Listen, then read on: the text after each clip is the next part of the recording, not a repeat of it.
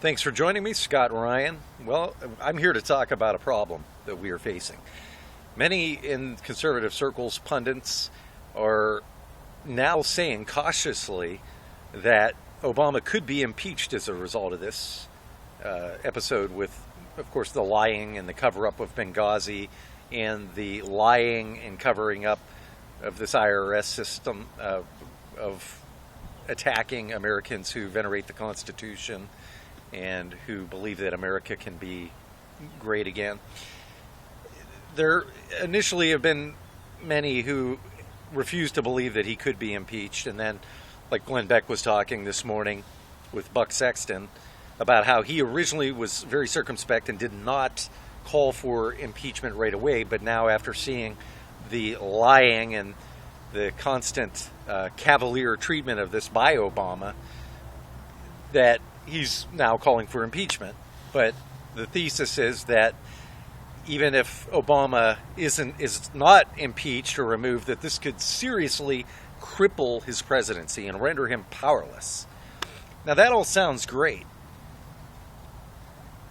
in normal circumstances, but this could be the most dangerous possibility. The possibility of crippling Obama's presidency and leaving him in office.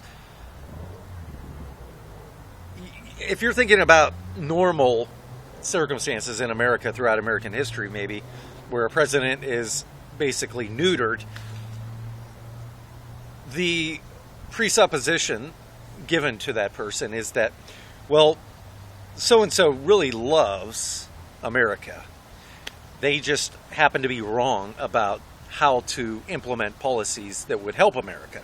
That is all out the door. There is no reason whatsoever. You have to be delusional to give that benefit of the doubt to this president. What in the world, in his lifetime, from his childhood on, what gives anyone the basis for assuming that Barack Obama loves America, that he grew up loving America, and that he is just like us and wants nothing but the best for America in this Constitution? Okay, so put in that way, in that context, I think we can see how absurd that is, that notion. So what happens, and this is the important question, what happens when you have somebody of unprecedented narcissism, a megalomaniac like we have never seen in the White House? What happens when you take away that narcissistic megalomaniac's power and humiliate them and leave them in office? I mean, we're talking about dangerous. I mean, we know anyone who examines, just like in a court of law, even though you might not have DNA evidence on everything, when you establish a pattern time after time after time, if you look at all of Obama's policies since the day he took office, whether you're talking about suing states for simply wanting to protect the borders, for attacking the military by removing Don't Ask, Don't Tell, but then trying to sabotage it even further by promoting homosexual behavior and homosexual marriage in the military, by protecting and refusing to call people like Nidal Hasan terrorists, for being a terrorist apologist, for the attacks on human life, for the attacks on our First and Second Amendments, for abusing the IRS, for turning it into the KGB, essentially, for abusing every conceivable asset under his command. You name it. I mean, we cannot enumerate, possibly from memory, all of the direct assaults on the Constitution, on the United States, on the foundations of American life, on the faith upon which this country was founded, the assaults that he has waged against Christianity specifically, and his promotion of deference to radical Islam in my book, which is all radical.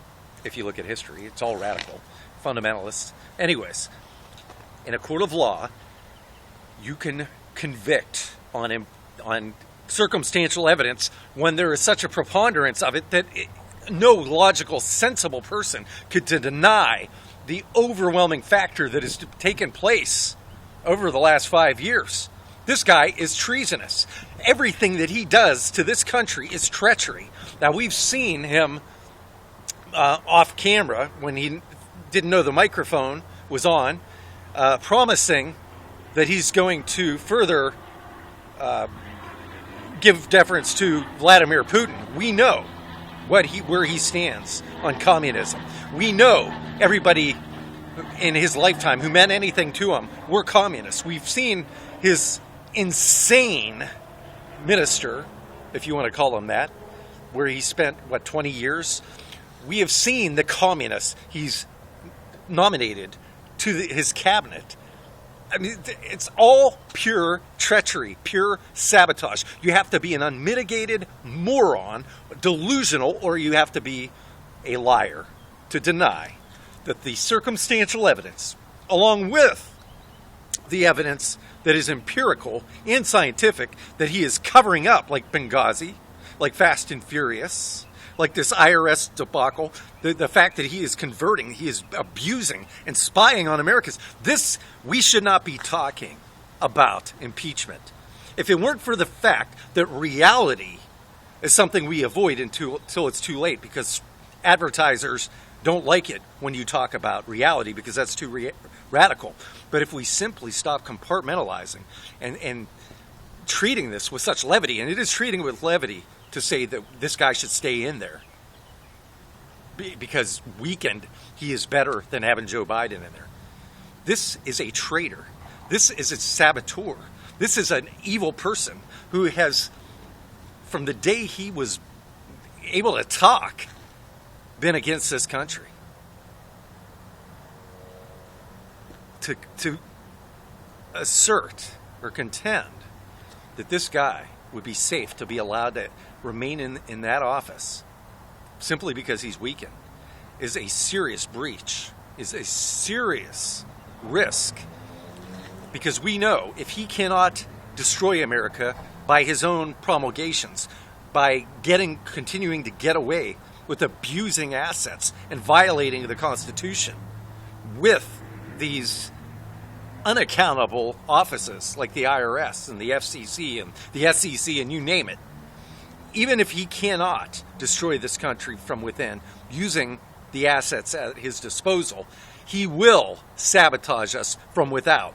And when you're talking communists, when you're talking about a communist, narcissist, megalomaniac who is angry because he's been neutered, if you leave him in office, somebody like that, you're going to have a dangerous individual like any other third world dictator.